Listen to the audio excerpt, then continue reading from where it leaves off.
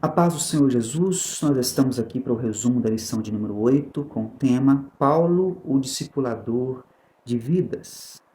Nós vamos estar aqui fazendo a nossa leitura no texto áureo, Atos dos Apóstolos, capítulo 15, do versículo 40 e 41.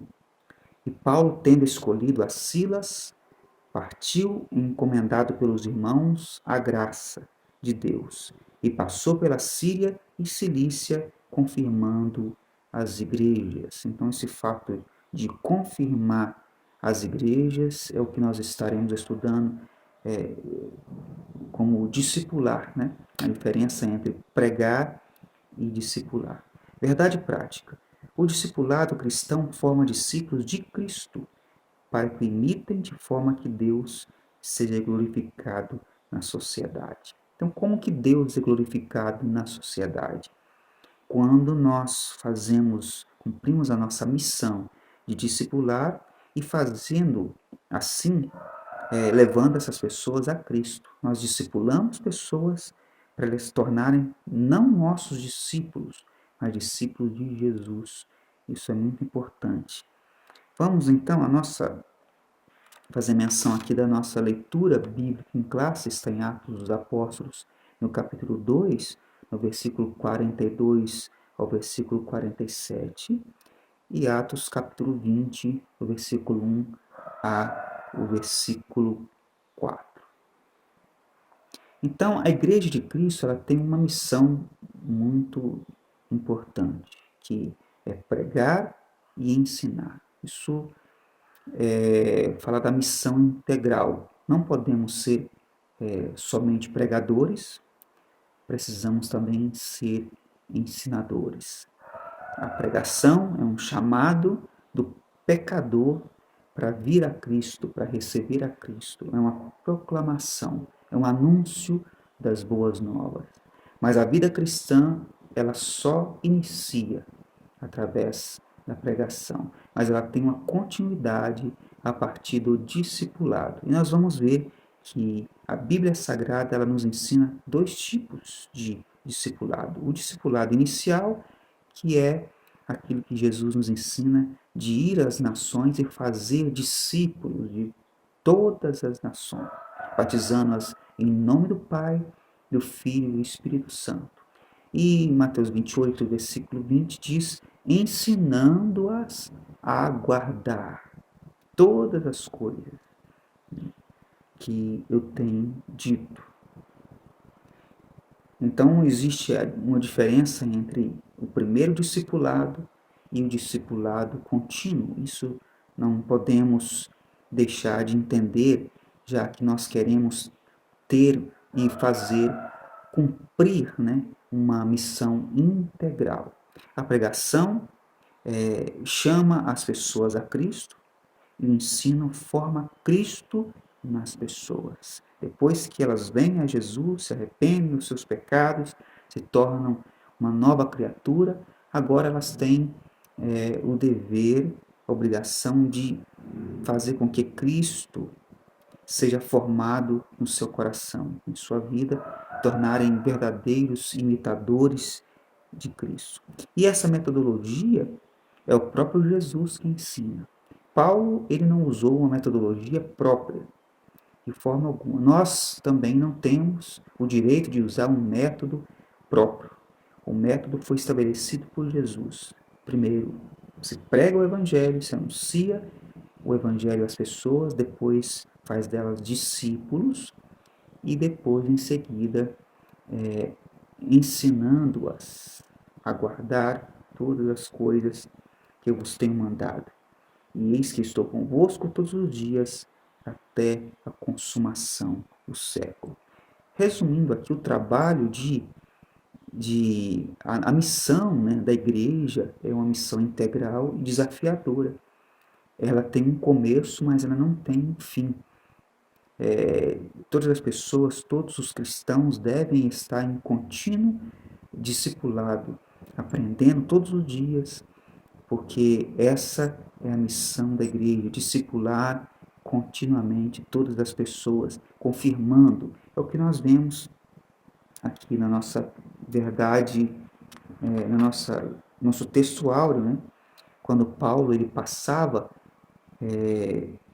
na sua segunda viagem, por exemplo, Paulo, tendo escolhido as Silas, partiu encomendado pelos irmãos, a graça de Deus, e passou pela Síria e Cilícia, confirmando as igrejas, confirmando a fé dos irmãos, fortalecendo os irmãos. Ele fazia isso por meio das suas viagens missionárias ou por meio de cartas. Ele estava sempre usando o método de confirmação da fé. O tópico de número 1, Paulo e o discipulado bíblico.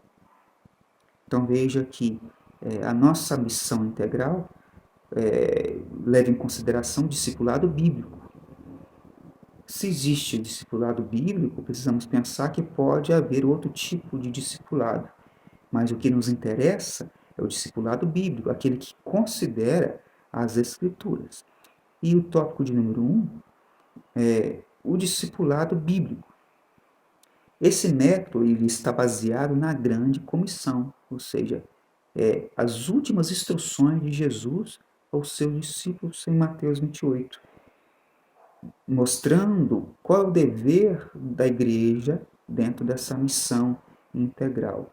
Então, no dia de Pentecostes, quando muitas vidas renasceram em Cristo, principalmente por meio da pregação do apóstolo Pedro, 3.000 almas aceitaram a Cristo, mas isso não parou por ali. Eles continuaram tendo cuidado dos apóstolos e dos outros discípulos que já haviam se convertido e se fortalecido na fé, e houve uma continuidade nesse processo de tornar essas pessoas discípulos de Jesus, de confirmar a fé desses irmãos. Não foi só aquele ato de se renderem a Cristo. Nós vemos que quando acontece em nossos cultos, em nossas igrejas, várias pessoas podem levantar a mão e aceitar Jesus envolvido ali com a pregação do Evangelho, com aquela empolgação, com aquela emoção que está aflorada naquele momento. Mas nós precisamos entender que ganhar pessoas para Jesus não é só quando elas vão para frente chorando, arrependido do seu pecado. Ali é o início da fé cristã. Mas nós precisamos entender que é somente o início. Depois disso, temos os maiores desafios, que é formar Cristo nessas pessoas. O caráter cristão seja desenvolvido nessas pessoas. Por que que hoje, nas nossas igrejas, se ganha muitas pessoas, muitas almas para Cristo, mas se faz poucos discípulos? Ou seja, essas pessoas elas não continuam, elas não desenvolvem. É porque às vezes nós fracassamos no discipulado. Nós fracassamos, nós ficamos contabilizando e anotando quantas pessoas aceitaram a Jesus durante o mês, durante o ano, mas muitas vezes nós fracassamos em ensinar essas pessoas, em dedicarmos a preparar essas pessoas e formar Cristo dentro delas para que elas estejam prontas e a partir disso elas também possam ganhar outras pessoas para Jesus e fazer outros discípulos e assim a igreja crescer, a igreja funcionar como deve funcionar. Né? Vamos aqui então para o item de número 2, que fala sobre Paulo como discipulador. Então, Paulo é um grande exemplo. O ministério de Paulo é um ministério paradigmático. Né? O que é um ministério paradigmático? Significa que o ministério de Paulo é um exemplo para nós. Até hoje nós aprendemos com o apóstolo Paulo,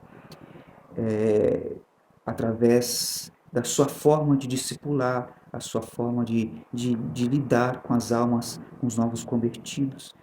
Paulo, depois de sua conversão, ele mesmo sente a necessidade que ele precisava continuar a conhecer a Cristo. Então, a partir dessa necessidade que ele teve, ele entende que todo mundo tem essa necessidade. Paulo ele não só converte a Cristo e passa a ser um cristão e pronto. Não. Ele sente a necessidade de crescer nesse conhecimento, de se informar mais sobre isso. Nós vimos isso quando ele vai para o deserto da Arábia, já estudamos isso aqui.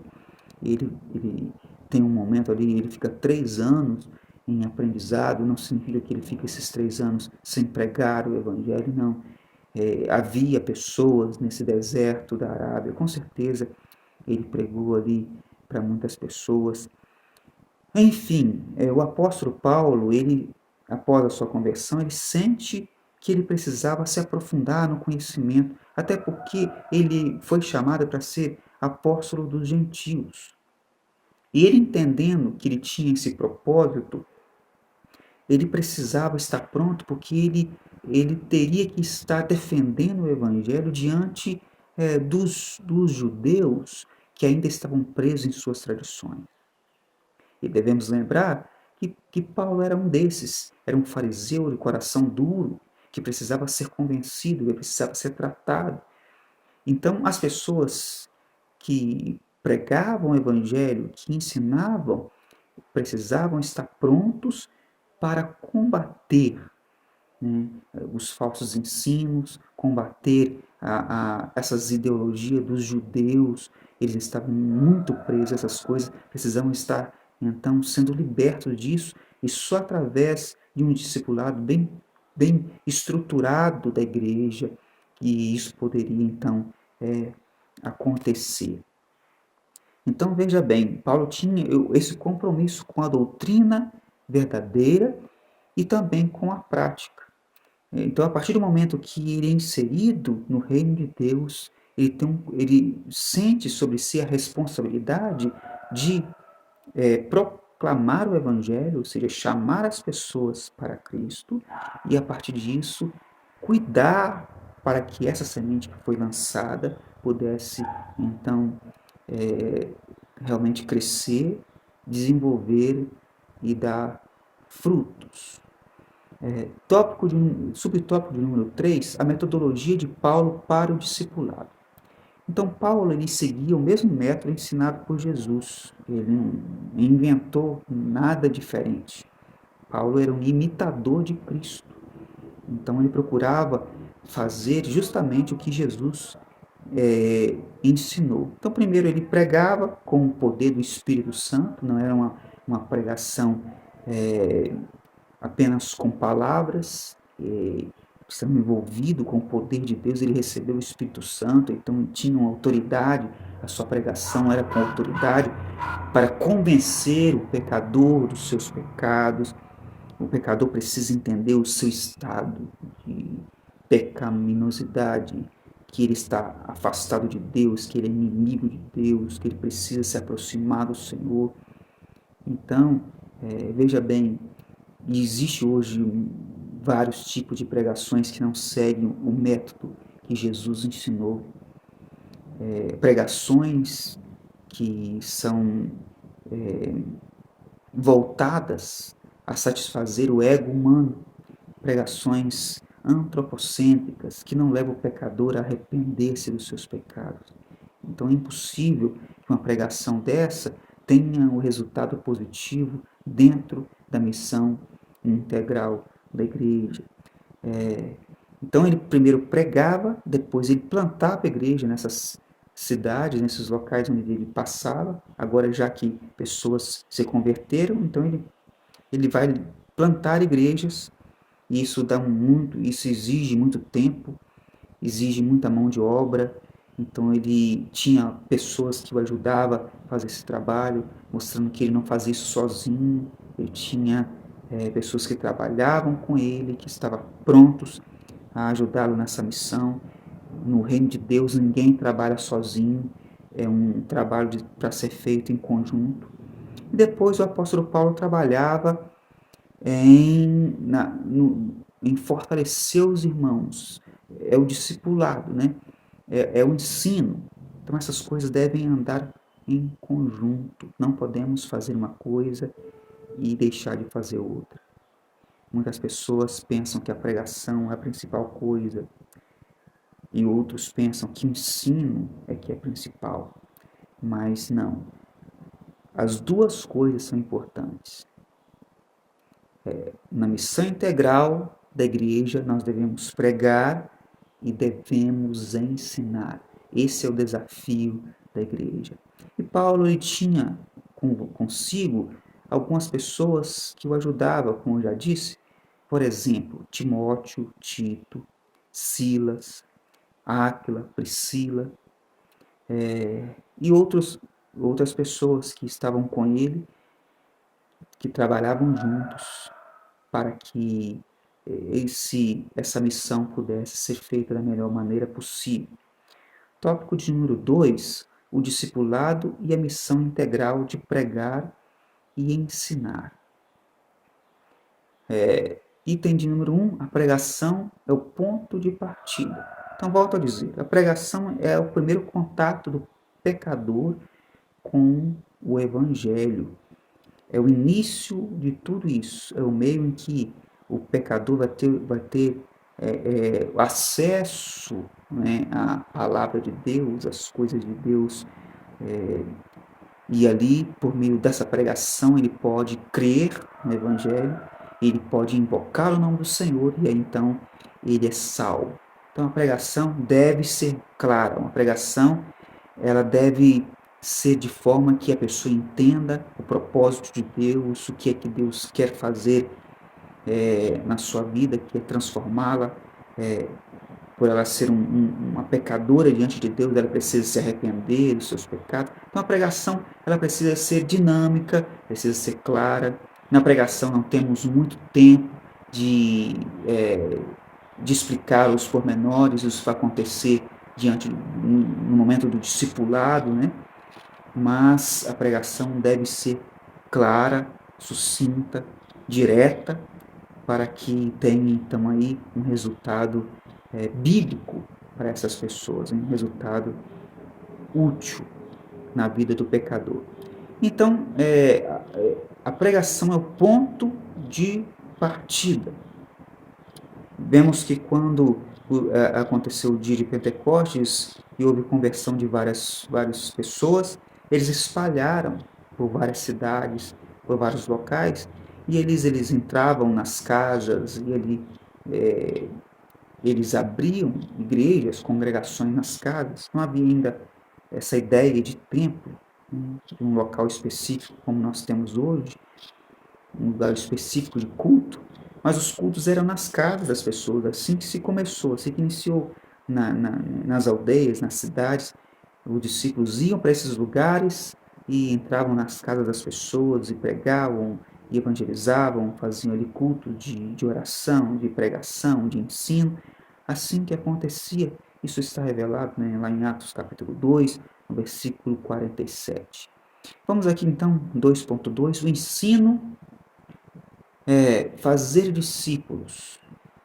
Então esse é o outro mandamento de Jesus, isso faz parte da missão integral da igreja, está revelado aqui em Mateus capítulo 28, nós podemos ler, são as últimas instruções de Jesus aos seus discípulos, no versículo 18, chegando-se Jesus falou-lhes dizendo, é-me dado todo o poder nos céus e na terra. Portanto, ide e ensinai todas as nações, batizando-as em nome do Pai, do Filho e do Espírito Santo, e ensinando-as a guardar todas as coisas que eu vos tenho mandado, e eis que estou convosco todos os dias, até a consumação dos séculos. Amém. Então aqui eu li na revista corrigida, que ela diz, portanto, ide e ensinai todas as nações. Na revista atualizada nós vemos um pouco diferente, ide e fazei discípulo de todas as nações. Então a revista e atualizada ela é mais feliz, né, na sua tradução, porque ela faz diferença entre o ato de fazer discípulos e o de ensinar a guardar todas as coisas.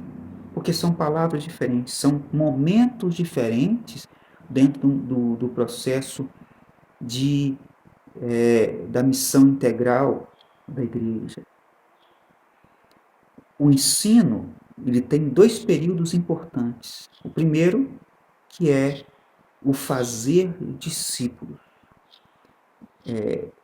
A pregação é o momento de plantar, de jogar a semente.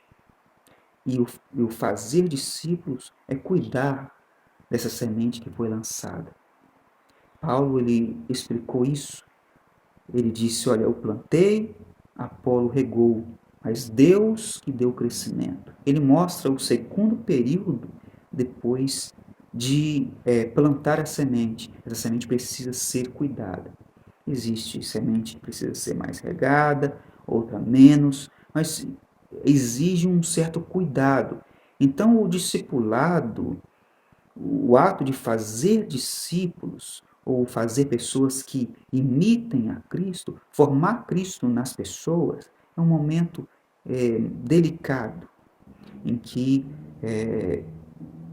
o ensinador precisa pontuar as situações, fazer explicações, lançar os primeiros fundamentos da doutrina cristã, dar os primeiros passos, fazer com que esse novo convertido conheça os pontos iniciais da fé cristã.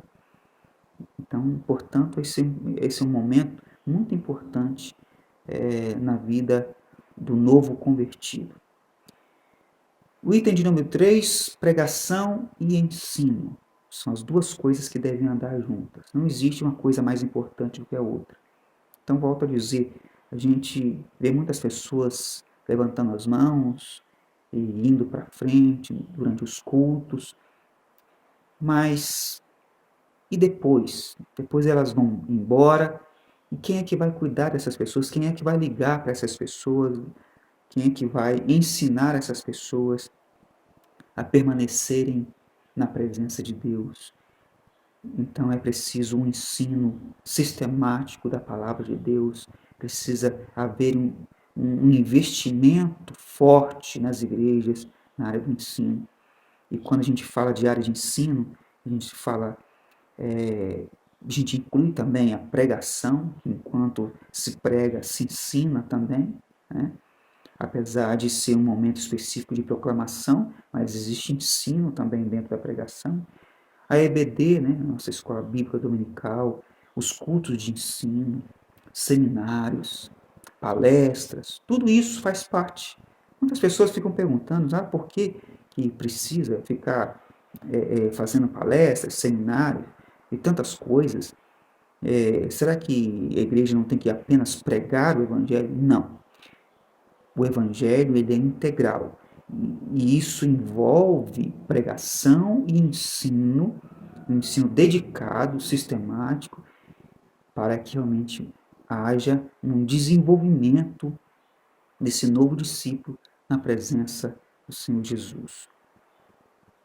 E essa pregação, esse ensino, deve incluir todas as faixas etárias. Não podemos deixar nenhuma faixa etária para trás. As crianças devem ser alcançadas, os adolescentes, os jovens, os adultos, os senhores, as senhoras. Todo mundo precisa ser alcançado pela pregação e pelo ensino. Então, as crianças precisam de professores especializados que estejam falando a linguagem das crianças. Enquanto os cultos, né, enquanto as igrejas, que as crianças estão ali no meio dos adultos e a pregação acontece ali, mas não existe uma linguagem acessível às crianças, ao adolescente, ao jovem. Então precisa de ter um trabalho específico com cada faixa etária. Todos precisam ter um entendimento dentro da sua linguagem, da sua forma de entender, para que sejamos eficazes na nossa missão integral. Vamos aqui então para o tópico de número 3, o discipulado com pessoas de outras culturas. Então aqui envolve a missão transcultural, que é muito diferente da missão dentro da nossa cultura. e exige uma especialização ainda maior. Os missionários que são enviados a outros países, eles precisam de uma preparação. Veja bem que quando o apóstolo Paulo ele ia em outra cidade para pregar, ele iniciava essa pregação dentro das sinagogas. Isso era uma estratégia de, de pregar o evangelho em outras culturas. Qual era o ponto de partida para que ele pudesse, então, ter acesso a culturas diferentes? Ele procurava uma sinagoga. Por que é mais fácil pregar para um judeu convertido? Ou melhor, para um judeu que está morando em outra cidade? Porque ali ele vai ter primeiro contato com pessoas que já conhecem a palavra de Deus, eram pessoas que esperavam já o Messias, então era o ponto de partida. E a partir dali ele tinha contato com outras pessoas, com judeus helenistas, ou seja, judeus de, de outras culturas e nacionalidades que se convertiam ao judaísmo. E ali era o ponto de partida para que ele tivesse acesso às outras pessoas. Então veja que ele tem aqui uma estratégia para que ele consiga conversar e falar com essas pessoas. Então veja bem, quando um missionário ele é enviado a uma outra cultura, não digo apenas mudar de cidades dentro de um mesmo país, mas mudar de país, estar em um outro lugar onde a cultura é diferente. Não estou falando aqui de aculturação. Existe diferença entre aculturação e transculturação. A aculturação é o fato de as pessoas se acomodarem à cultura local. E não é isso. A igreja não vai se acomodar às culturas pagãs, principalmente os lugares onde tem outras religiões pagãs, costumes pagãos. Não. A igreja não vai se adequar a isso. Quando o missionário chega, ele tem que ter em mente de que o evangelho vai mudar as pessoas, vai mudar muitos hábitos, muitos costumes serão mudados. Mas existe questões culturais que elas devem ser preservadas. O missionário, ele não pode sair do seu país e tentar colocar ou ensinar nas outras culturas o seu próprio costume, os seus hábitos alimentares, a sua forma de falar, a sua forma de vestir. Ele não pode tentar ensinar essas coisas para as outras pessoas de outras culturas. Não, ele deve conservar essas coisas que não são pecaminosas e o missionário precisa ter esse tato de que ele precisa ser inserido nessa cultura, ao invés de eles mudarem e serem transformados na cultura do missionário. Na verdade, é o missionário que deve estar pronto a mudar e estar falando a linguagem e estar dentro dessa cultura, desses povos diferentes. Né? E o tópico de número 2 fala da expansão para os gentios. Paulo não pôde fugir dessa obrigação de pregar aos gentios. Seria algo muito desafiador, mas ele precisava estar pronto para isso. Então, para nós terminarmos aqui, quando nós vamos aqui para o item de número 3, né, o discipulado numa cultura diferente. O ministério do apóstolo Paulo nos mostra que o discipulado é o melhor método para ensinar o evangelho às pessoas que vêm de cultura diversas, de costumes diversos, na maioria das vezes incompatíveis com o evangelho. Então, como que Paulo fazia para mudar então esses costumes que eram pagãos, costumes que não eram cristãos? ele então discipulava. A Bíblia nos mostra então 3 palavras distintas para nos mostrar que existe 3 passos distintos para a missão integral. Primeiro, evangelizo. O que é evangelizo? É o ato de anunciar o evangelho ao pecador. Depois nós temos matetel. O que é matetel? São palavras gregas, né? Matetel é o fazer discípulos. É aquele primeiro discipulado, onde você prepara as pessoas para batizar. É o que o texto diz aqui, ó, Jesus ensinando. Portanto, ide, ensinai todas as nações. Ou seja, matetel. Fazei discípulo de todas as nações. E depois disso, batize-as em nome do Pai, do Filho e do Espírito Santo. Então, existe aquele primeiro discipulado, que é o discipulado inicial, antes do batismo, onde é lançado os primeiros fundamentos da doutrina bíblica. E depois dessa pessoa batizada, o discipulado não termina por aí. Continua o discipulado, e agora é o didáscalo, é o ensino contínuo. No versículo 20, ensinando-as a guardar todas as coisas que vos tenho mandado. Então, para que o discípulo tenha esse aprendizado para guardar todas as coisas que o Senhor tem ensinado, ele precisa de tempo. Isso leva a vida toda. É um discipulado contínuo, que isso é feito por meio da escola bíblica dominical, dos seminários, dos cultos de ensino, das palestras e tudo mais. E volto a dizer, tudo isso deve visar todas as faixas etárias, as crianças, os adolescentes, os jovens e os adultos. Então, nossa conclusão, o discipulado leva em conta a pregação e o ensino. Então, a pregação faz parte, sim, do discipulado, mas não é só pregar, precisa ensinar. E existe hoje nas igrejas esse embate, né? Esse impasse, né? Quem é mais importante na igreja? É o que ensina ou o que prega? Então a gente aprendeu nessa lição, isso ficou muito claro, que as duas coisas são importantes. Ele nos apresenta um desafio grande para interagir com pessoas oriundas de culturas completamente opostas às nossas. Aqui temos a promessa do Espírito Santo para apresentar o Evangelho com sabedoria e poder. Ele nos usa como instrumento e convence o ser humano do seu real estado.